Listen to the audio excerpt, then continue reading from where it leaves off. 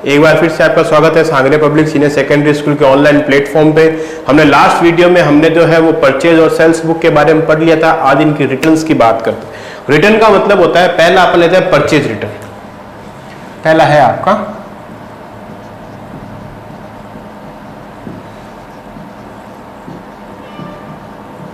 Purchase return. Purchase return का मतलब क्या होता है? जो माल आपने खरीदा है उसको क्या करना? रिटर्न करना। वैसे मैंने एनटीओ में आपको रिटर्न अच्छी तरह से समझा रखा, रिटर्न के क्या क्या कारण होते हैं। वो सारे माल रास्ते में टूट गया, माल मंगाया वो सही नहीं भेजा, जिस पैकिंग में मंगाया उस पैकिंग में उसने माल नहीं भेजा, तो सारी चीजें होती हैं, तो वो आपका रिटर्न में आ जाता है। तो रिटर्न का ध्यान रखना।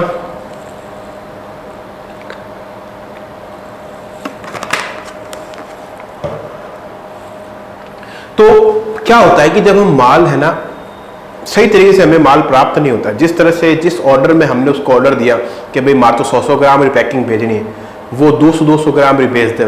तो जब 200 ग्राम की हमने मंगाई नहीं तो उसने भेज दी, हम क्या करेंगे? वापस भेजेंगे।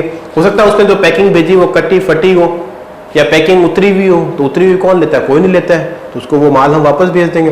हो सकता है उसने माल सही भेजा हो लेकिन रास्ते में टूट फूट गया, तो हम थोड़ी रखेंगे, हम उसको वापस भेज देंगे। तो वो सारी चीजें यहाँ पे आती है, रिटर्न है। तो देखो रिटर्न का फॉर्मेट मतलब क्रय किए गए माल को पुनः लौटा, वो होता है परचेज रिटर्न।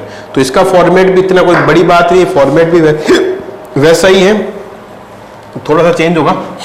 बात करते हैं, पहला कॉलम आ जाएगा आपका डेट का, फिर आ जाएगा आपका डेबिट नोट, या फिर ऐसा लिख दो डेबिट नोट।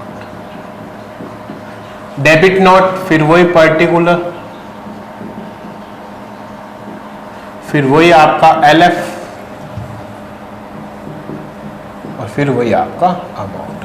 आपका ही है, आपको समझना तो आपका ही है।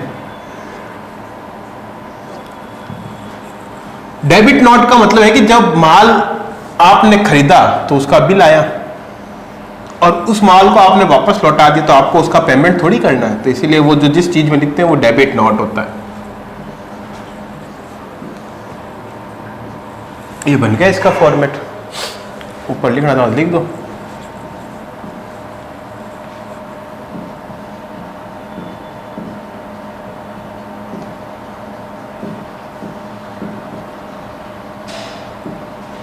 परचेज रिटर्न बुक, बस खत्म, आ गया समझ में। अब क्वेश्चन ले लेते हैं, चलो डेट वाइज ही लेते हैं, डेट वाइज ही सही रहेगा आपके लिए। मार्च क्या है?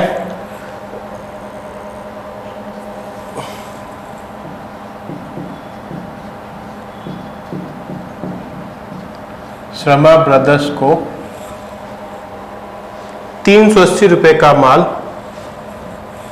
380 रुपए का माल लौटाया।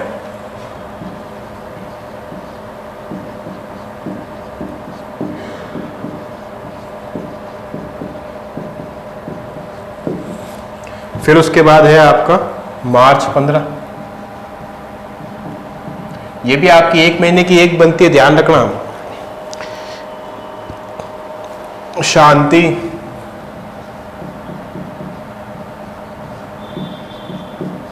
शांति को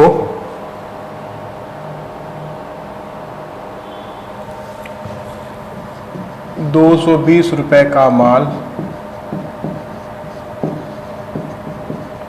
खराब पैकिंग की वजह से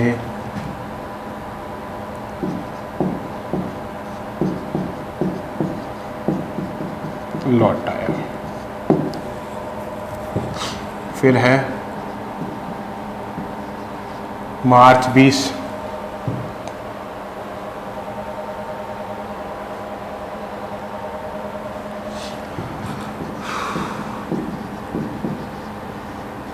गोपाल को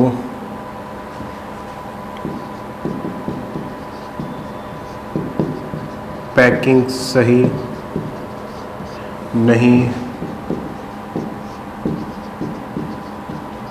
होने के कारण होने के कारण 400 रुपये का माल लौटाया। ये 3 क्वेश्चन है तो 3 में हो जाएगा, कोई दिक्कत वाली बात है नहीं। आ जाओ बात करते हैं मार्च। डेबिट आपको नंबर नहीं दे रखा तो कोई जरूरी नहीं है। पहले है शर्मा,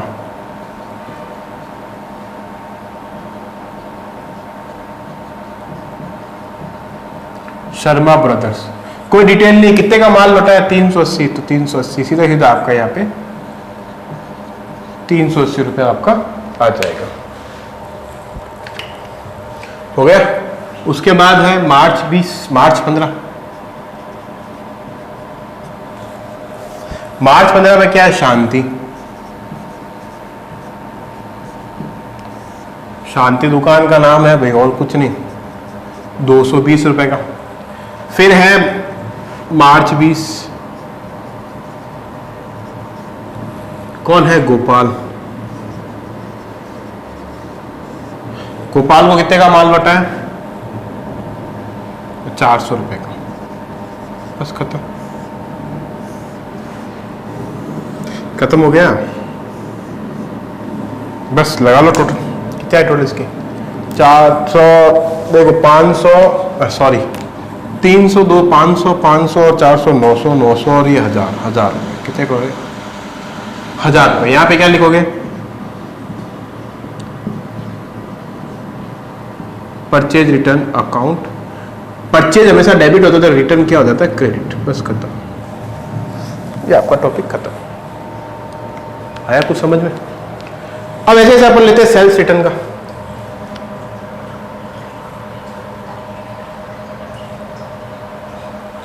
सेल्स रिटर्न का भी देखो फॉर्मेट कोई बड़ी बात नहीं, बिल्कुल इजी है फॉर्मेट। यहाँ पे उसकी जगह आपका सेल्स रिटर्न में जो फॉर्मेट है उसकी जगह आपका डेबिट नोट की जगह आपका क्रेडिट नोट आ जाएगा, और कोई दिक्कत नहीं। यहाँ पे आपका क्रेडिट नोट आ जाएगा, बाकी फॉर्मेट आपका सेम है।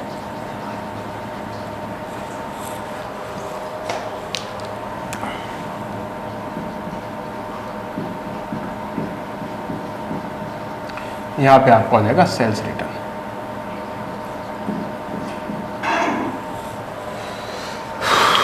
सेल्स रिटर्न हो जाएगा। मान लो शर्मा ब्रदर्स से, जैसे इसको मैं थोड़ा, चलो पूरा चेंज ही कर देते हैं, कोई दिक्कत नहीं। ये हो गया आपका परचेज रिटर्न। अब आते हैं अपन सेल्स रिटर्न पे। फॉर्मेट तो यही रहेगा, इसमें भी इतनी कोई टेंशन लेने की जरूरत नहीं है। मैं तो इसीलिए आपको करवा रहा हूँ कि भाई ऐसा ना हो कि भाई आप बोलो सर हमें ये टॉपिक करवाया है नहीं। बाकी इसमें अगर मैंने परचेज और सेल्स बुक करवा दी तो उसके बाद तो कुछ करवाने की जरूरत ही नहीं पड़ती। ये 2 बुक कभी नहीं करवाया मैंने आज तक क्लास में, क्यों जरूरत ही नहीं पड़ती। अब वैसे उसमें तो फिर भी आपका प्लस माइनस है, डिस्काउंट वगैरह, इसमें तो वो भी नहीं है। तो देखो पहला, या फिर ले लो मार्च क्या, चलो अपन लेते हैं सितंबर 7।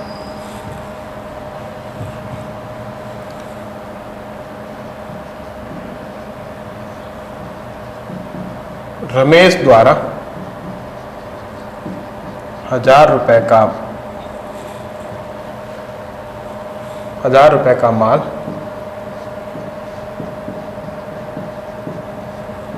लौटाया गया।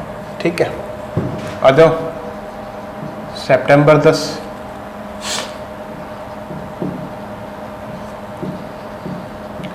मोहन द्वारा 1200 रुपए का माल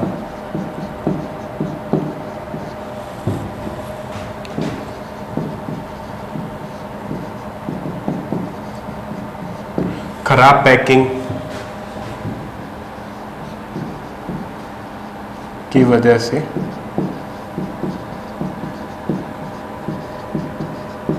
लौटाया गया। हो गया। फिर सितंबर 24 की बात करते हैं। सितंबर 24 में क्या है, जैसे मान लो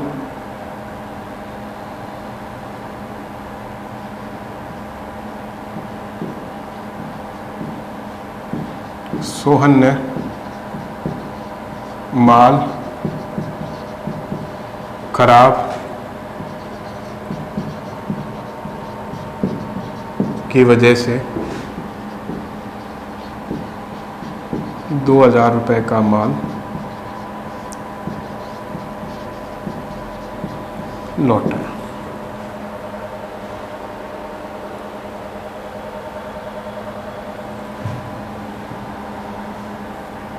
या सोहन द्वारा कर दो, एक ही बात है। सोहन द्वारा माल खराब होने की वजह से 2000 रुपये का माल लौटा है, ठीक है। सितंबर 25,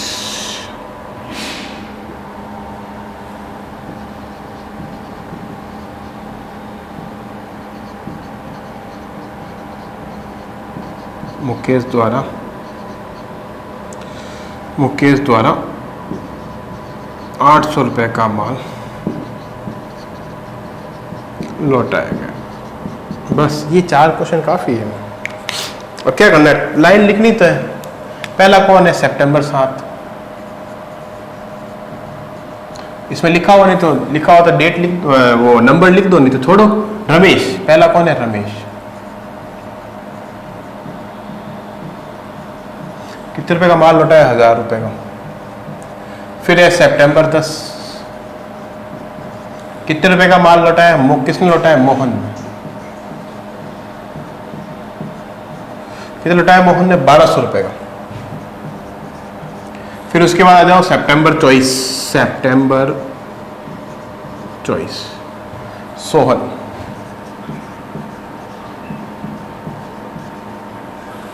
कितने का माल लौटा है, सितंबर 24 में आपने माल लौटाया 2000 का। फिर सितंबर 25, मुकेश।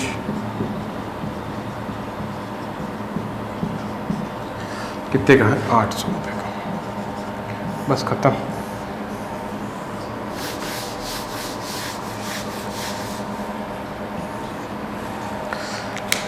लगा लो टोटल 1000, 3000, 4000, 5000। क्या है, सेल्स रिटर्न है, तो यहाँ पे आप लिखोगे सेल्स रिटर्न अकाउंट। भाई सेल्स डेबिट होता है तो सेल्स क्रेडिट होता है तो सेल्स रिटर्न क्या हो जाएगा, डेबिट। ये आपकी चारों बुक कंप्लीट। अब आपकी बची है जनरल प्रॉपर। तो देखो जनरल प्रॉपर के बारे में हम बात करते हैं थोड़ा सा।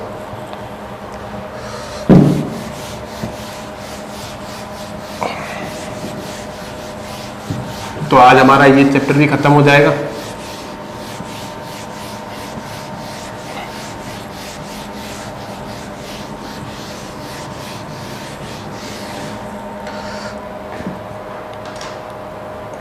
अब आते हैं हम जनरल प्रॉपर पे।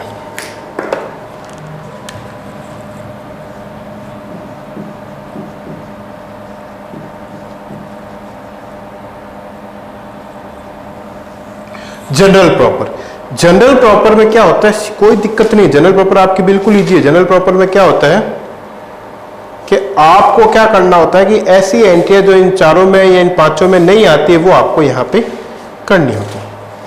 चारों पांचों का मतलब है कि जो चीजें इसमें नहीं आती वो आपको यहां करनी है। जैसे देखो, अगर हमने उधार माल खरीदा तो वो परचेज बुक में चला गया, उधार माल बेचा तो वो सेल्स बुक में आ गया, नकद माल खरीदा कैश बुक में चला गया, उधार माल खरीदा सेल्स बुक में, मतलब परचेज बुक में आ जाएगा। तो आपके पास सारी चीजें ना आपके पास। तो वही चीज है कि जो, जैसे मैंने बोला भी आपने फर्नीचर नकद खरीदा तो आप सीधा क्या बोल रहे हो, सर फर्नीचर नकद खरीदा मतलब वो सीधा कैश अकाउंट हो जाएगा। लेकिन मैं बोल रहा हूँ फर्नीचर नकद नहीं खरीदा, फर्नीचर हमने उधार खरीदा, तो बताओ कहाँ होगा। फिर यहाँ पे क्या होगा, यहाँ पे हमारे लिए थोड़ी प्रॉब्लम हो जाएगी। प्रॉब्लम क्या हो जाएगी कि सर सीधी सी बात है कि हमने फर्नीचर उधार खरीदा, ये कोई माल नहीं है। माल होता तो ये सीधा परचेज अकाउंट हो जाता, लेकिन ये माल भी नहीं है। तो अब कहाँ आएगा, ये आएगा जनरल प्रॉपर। जनरल प्रॉपर को हिंदी में क्या कहते हैं, मुख्य जनरल, शायद हाँ मुख्य जनरल क्या कहते हैं।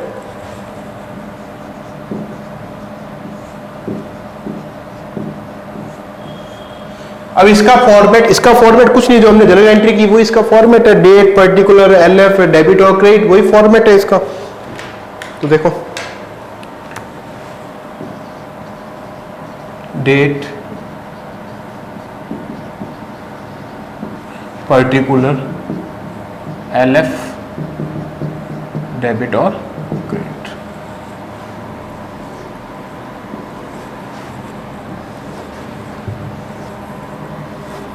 इसका फॉर्मेट है। अब ये बोलोगे सर ये गुरु फॉर्मेट तो हमें आता है सर, तो बस वही तो फॉर्मेट है, कोई नया थोड़ी इसमें।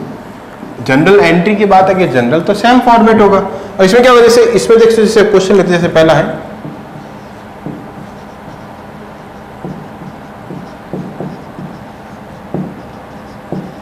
राम से फर्नीचर खरीदा 10,000 का। अब आप खुद बताओ, राम से हमने फर्नीचर खरीदा है, तो राम से तो यहाँ पे कि नकद आ रहा है क्या? नकद आता तो ये कहां जाता? कैश बुक में।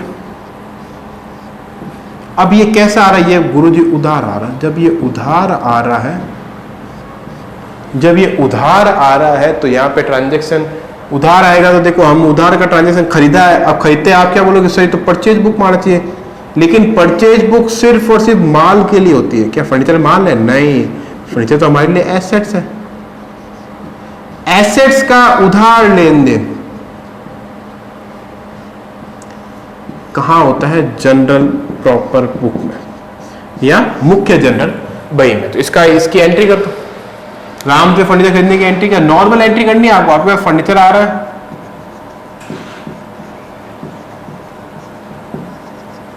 टू राम अकाउंट, कितने रुपए हैं? 10,000। गुरुजी ये एंट्री हमें आती है, अरे तो यही तो करनी है। देखो जनरल एंट्री होने का कि हमने सारी एंट्री उसमें पढ़ी भाई, जो जो एंट्री आनी चाहिए वो हमने सारी एंट्री उसमें पढ़ी। लेकिन जनरल प्रॉपर में वो एंट्री आती है जो आपकी जो है उस पुस्तक में या जो उपरोक्त जो हमने पढ़ा, cash book, purchase book, sales return, purchase return में नहीं आती। ठीक है, और कौन सी एंट्री गुरुजी? और एंट्री देख लो।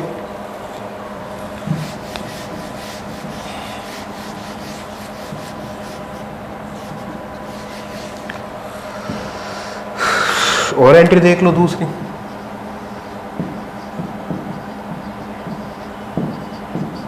मोहन को कंप्यूटर बेचा।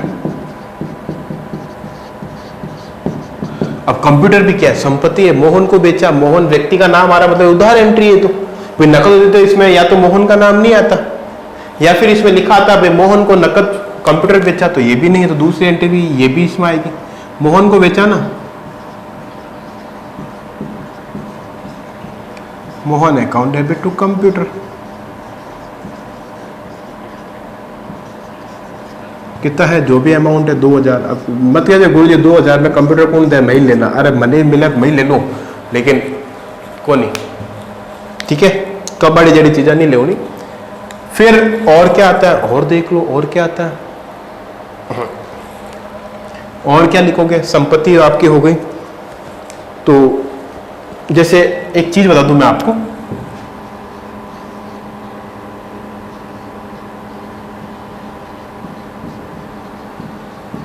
फर्नीचर पर मूल्यह्रास,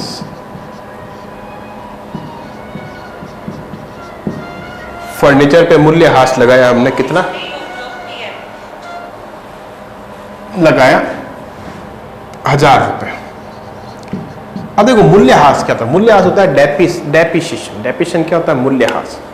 डेप्रिसिएशन क्या होता है? डेप्रिसिएशन से क्या होता है? जैसे हम क्या करते हैं, संपत्तियों का उपयोग लेते हैं, तो संपत्तियों के उपयोग लेने से उसके मूल्य में क्या आती है? आपकी कमी आती है। क्या आती है? कमी आती है। तो संपत्ति के उपयोग लेने से उसके मूल्य में कमी आती है, और कमी आने से क्या होता है?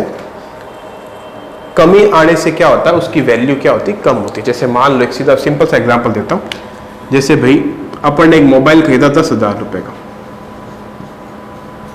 क्या खरीदा? मोबाइल। 10,000 का हमने मोबाइल खरीदा। अब मान लो उस मोबाइल को हमने 3 महीने चला लिया। अब इसको आपको बेचना है। बेचना है तो कितने में बेचोगे? क्या इसको 10,000 में बेच सकते हो? नहीं बेच सकते। क्यों? क्योंकि इसकी वैल्यू जो है वो 10,000 से क्या है? कम है। ये वैल्यू कम क्यों हुई?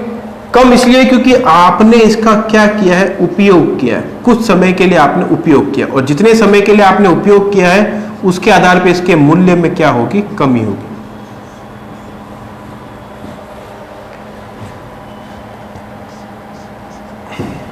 इसके मूल्य में क्या होगी, कमी होगी। तो कमी जो जितनी मूल्य में कमी होती है ना, उसी को अपन क्या बोलते हैं, मूल्यह्रास।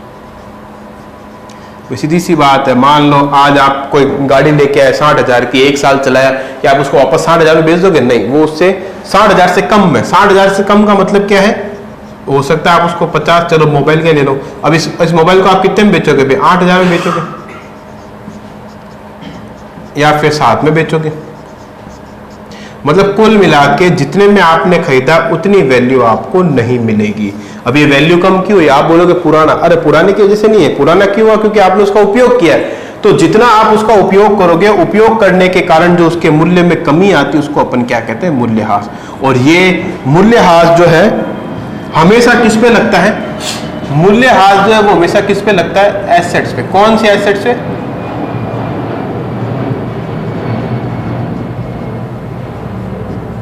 Fix assets. फिक्स एसेट्स को बोलते हैं स्थायी संपत्तियां।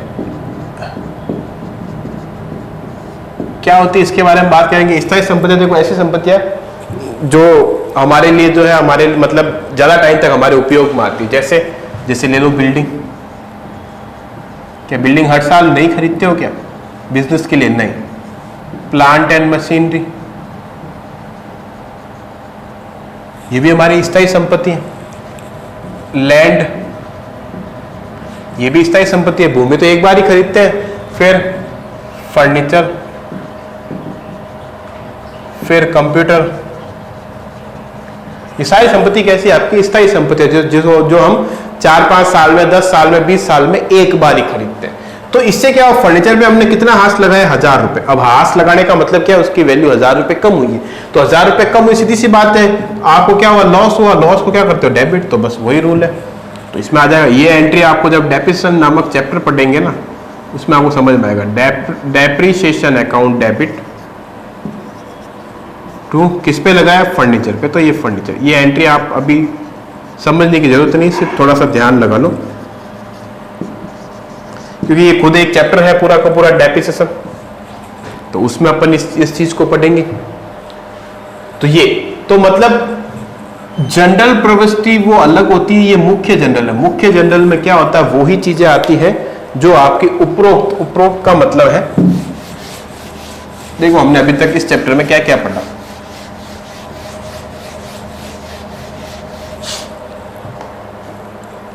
इस चैप्टर में हमने पहला पढ़ा था कैश बुक, दूसरा पढ़ा परचेज बुक, तीसरा पढ़ा सेल्स बुक, चौथा पढ़ा परचेज रिटर्न बुक,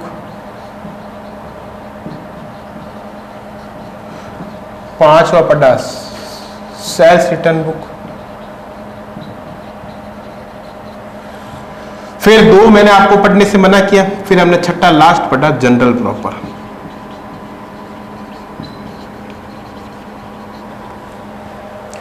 अब देखो कैश बुक में तो सारी चीजें नकद वाली आएगी। परचेज बुक में क्या आएगा? उधार माल खरीदना।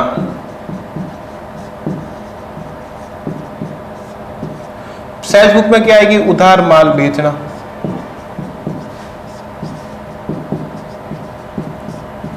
और परचेज रिटर्न में क्या आएगा?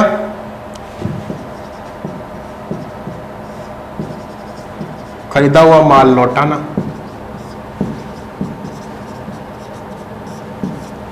सेल्स रिटर्न में क्या आएगा?